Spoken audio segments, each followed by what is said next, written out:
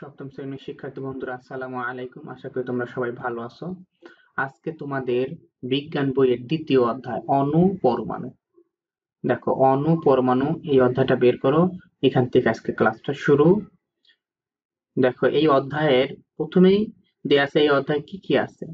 পরমাণু ও অণু, মৌলিক পদার্থ, ইলেকট্রন, প্রোটন, নিউট্রন, এইগুলো তোমরা একবার একটু জাস্ট দেখে নিবা। দেখে নিয়ে পড়াশোনা শুরু করবে এই অধ্যায়টা। দেখো, তাহলে প্রথমে কি আছে? পরমাণু। পরমাণু সম্পর্কে জানার জন্য আমাদেরকে আগে বলছে মৌলিক পদার্থ।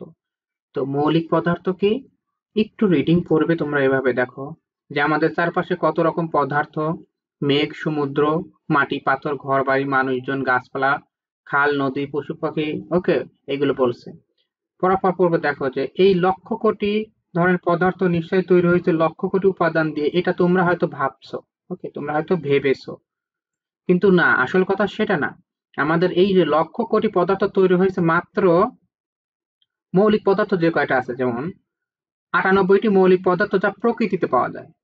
98টি প্রকৃতিতে পাওয়া যায়, আর 20টি যে মৌলিক পদার্থ সেটা ল্যাবরেটরিতে পাওয়া যায়। তো এই মোট মিলে কত? 118টি মৌলিক পদার্থ এখন পর্যন্ত আবিষ্কার করা হয়েছে। এই 118টি মৌলিক পদার্থ দিয়েই আসলে এই লক্ষ কোটি ধরনের সকল পদার্থ সৃষ্টি হয়েছে। বুঝতে পারছো? সুতরাং আমরা সবকিছু জানতে পারবো শুধুমাত্র মৌলিক যে কয়টা আছে এই কয়টা যদি আমরা জানি, তাহলে এটা দিয়েই আসলে আমরা যৌগিক সবকিছুই জানতে পারবো। যেমন তোমাদের এখানে এই যে কয়েকটি পরিচিত মৌলিক পদার্থ এখানে নাম দিয়েছে তোমাদের, দেখো, তাহলে এটা বোঝাটা আরো সহজ হয়ে যাবে। যেমন হাইড্রোজেন, অক্সিজেন, লোহা, সোনা, রূপা, কার্বন।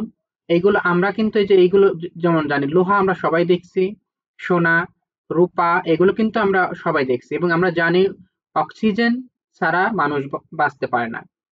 ওকে, তাহলে এইগুলো আমরা জানি। তারপরে দেখো, এই অক্সিজেন আর হাইড্রোজেন এই দুইটা যখন একসাথে করবে, অক্সিজেন এবং হাইড্রোজেন একসাথে বিক্রিয়া করে সেটা হয়ে যায় কি? পানি।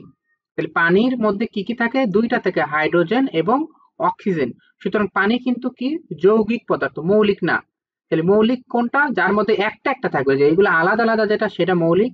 তো মৌলিক গুলো যখন দুইটা বা তিনটা বা মানে দুই বা তার থেকে বেশি যখন একসাথে হয়ে যাবে, সেটা হয়ে যাবে তখন যৌগিক পদার্থ। তাহলে পানি একটা যৌগিক পদার্থ। তাহলে মৌলিক পদার্থ কোনটা? বলো, মৌলিক পদার্থ কোনটা তাহলে?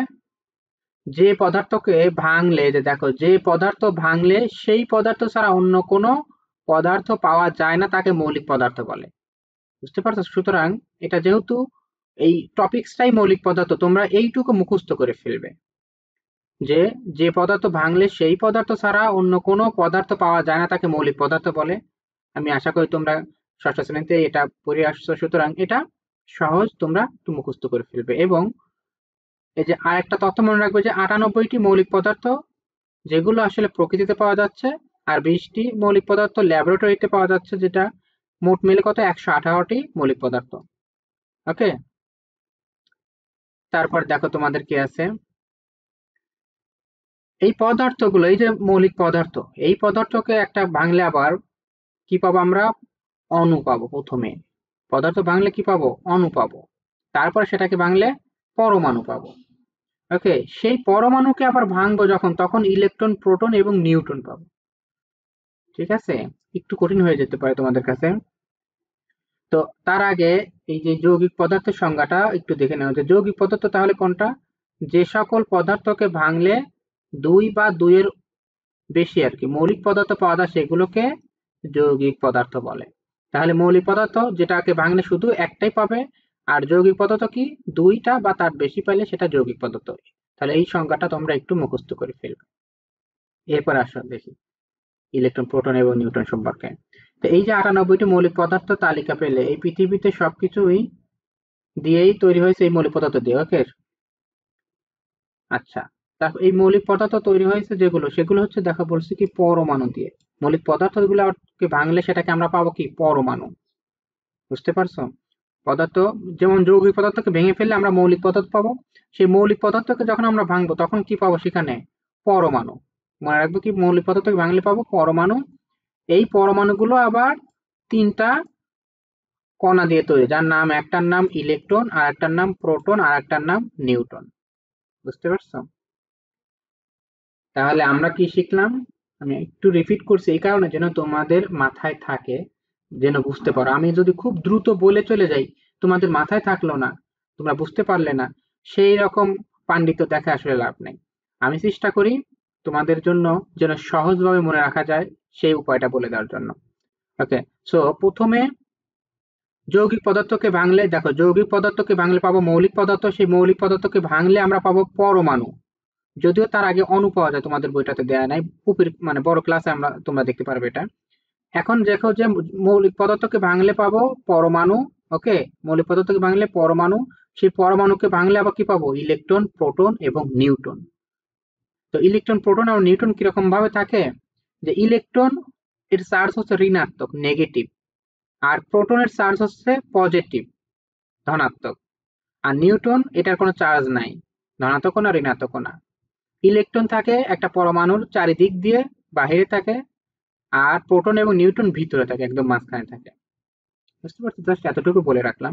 তাহলে কি কি জানলে তোমরা? যে মৌলিক পদার্থকে ভাঙলে পাবো পরমাণু, পরমাণুকে ভাঙলে পাবো ইলেকট্রন, প্রোটন এবং নিউট্রন। ঠিক আছে? এই ইলেকট্রন নেগেটিভ, ঋণাত্মক চার্জ যুক্ত, আর প্রোটন ধনাত্মক চার্জ যুক্ত, আর নিউট্রন পজিটিভও না নেগেটিভও না, মানে শূন্য দিয়ে রাখলাম, মানে নিউট্রন হচ্ছে নিরপেক্ষ।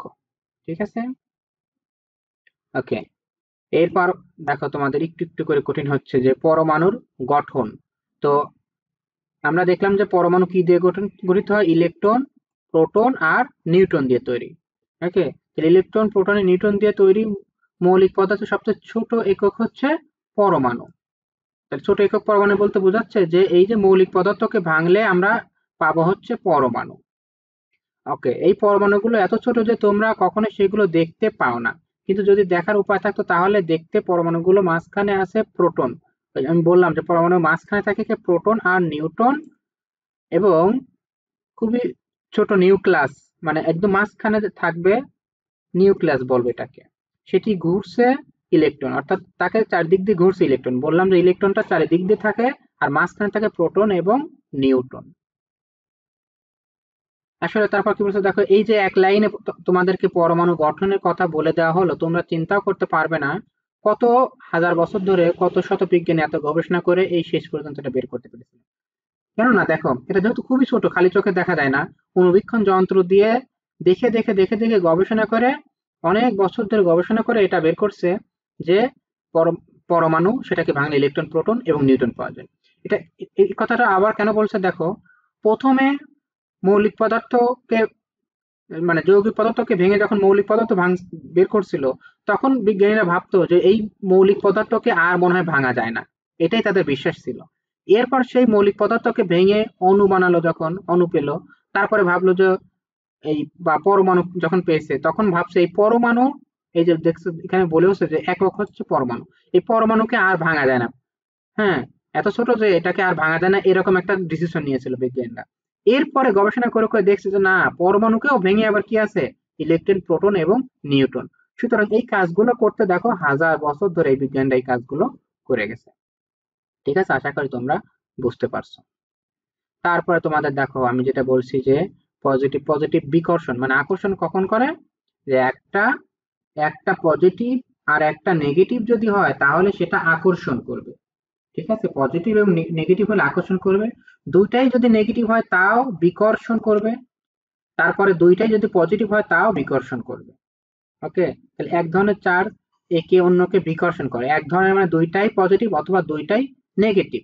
আর বিপরীত চার্জ একে অপরকে আকর্ষণ করে, তার মানে একটা ধনাত্মক একটা ঋণাত্মক, বিপরীত। তাহলে এরা কি করবে? একে অপরকে আকর্ষণ করবে। ওকে, তো আমি এর আগেও বলছি, দেখো মনে রাখবে যে প্রোটনের চার্জ কি? Positive, plus. প্রোটনের চার্জ পজিটিভ মানে প্লাস, তাই নিউক্লিয়াসের মোট চার্জ সবসময় পজিটিভ। মোট চার্জ, নিউক্লিয়াসের চার্জ কিন্তু পজিটিভ। অন্যদিকে ইলেকট্রনের চার্জ নেগেটিভ। ওকে, যেহেতু নেগেটিভ, তাহলে বিপরীত চার্জ থেকে অপরকে আকর্ষণ করে। ওকে, যে নেগেটিভ এবং পজিটিভ পরস্পরকে আকর্ষণ করে। এক ধরনের চার্জ অন্য ধরনের চার্জকে একে অন্যকে বিকর্ষণ করে। এক ধরনেরই চার্জ একে অন্যকে বিকর্ষণ করে। তার মানে দেখো দুইটাই যদি নেগেটিভ হয় তাও বিকর্ষণ করবে, দুইটাই যদি পজিটিভ হয় তাও বিকর্ষণ করবে। আর আকর্ষণ কখন করবে? একটা ধনাত্মক আর একটা ঋণাত্মক, তখন আকর্ষণ করবে। ওকে, তোমরা আরেকটু পড়লে এটা বুঝতে পারবে। তারপরে দেখো বলা আছে যে পারমাণবিক সংখ্যা। ওকে, পারমাণবিক সংখ্যা কি? যে এখন পর্যন্ত এই যে দেখো বলছে যে এখন পর্যন্ত 118টি মৌলিক পদার্থ পাওয়া গেছে। এই 118টি মৌলিক পদার্থ রয়েছে 118টি ভিন্ন ভিন্ন পরমাণু। ওকে, তো এইটা খুব সহজে কিভাবে বুঝবে যে পারমাণবিক সংখ্যা? একটা মানে মৌলিক পদার্থ যখন আবিষ্কার করছে, দেখছে যে দেখো মনে করো হাইড্রোজেন দেয়া আছে, হাইড্রোজেন এর একটা পরমাণু আছে। পারমাণবিক সংখ্যা এক মানে, সরি, পরমাণুতে প্রোটন সংখ্যা এক।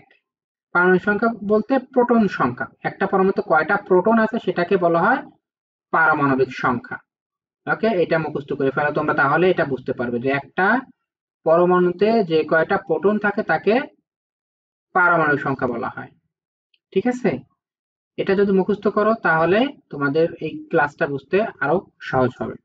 তো এটা নিয়ে আমি বিস্তারিত আলোচনা করব পরের ক্লাসে। আশা করি তোমরা পরের ক্লাসটা দেখলে ভালো মতো বুঝতে পারবে। আজকে এই পর্যন্তই, সকলকে ধন্যবাদ।